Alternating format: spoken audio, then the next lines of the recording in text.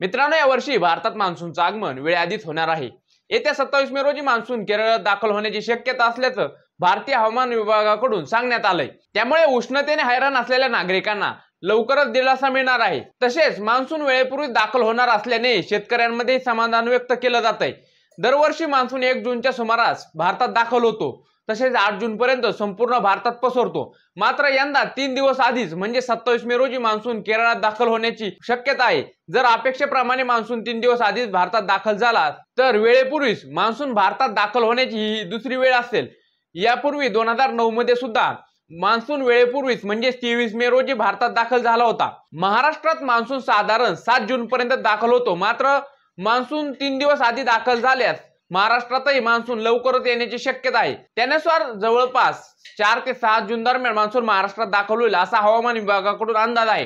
तर जून ते सप्टेंबर 2025 या कार्यकाळात चांगला पाऊस राहण्याचा अंदाज सुद्धा IMD ने जाहीर केला आहे। महाराष्ट्रासह संपूर्ण देशात यंदा मान्सूनला पोषक परिस्थिती असणार आहे। त्यामुळे सरासरीच्या तुलनेत 2025 मध्ये 105% पाऊस कोसळणार आहे। कृषी विभागाने वेळोवेळी केलेल्या सूचनांनुसार आणि हवामान विभागाच्या अंदाजानुसार शेतकऱ्यांनी पेरणीबाबत निर्णय घ्यावा असंही आवाहन शेतकऱ्यांना करण्यात आलं आहे। यंदा चांगला पाऊस पडण्याची शक्यता असली तरी प्रत्यक्षात हंगाम कधी सुरू होतोय हे पाहणं तितकंच महत्त्वाचं ठरणार आहे।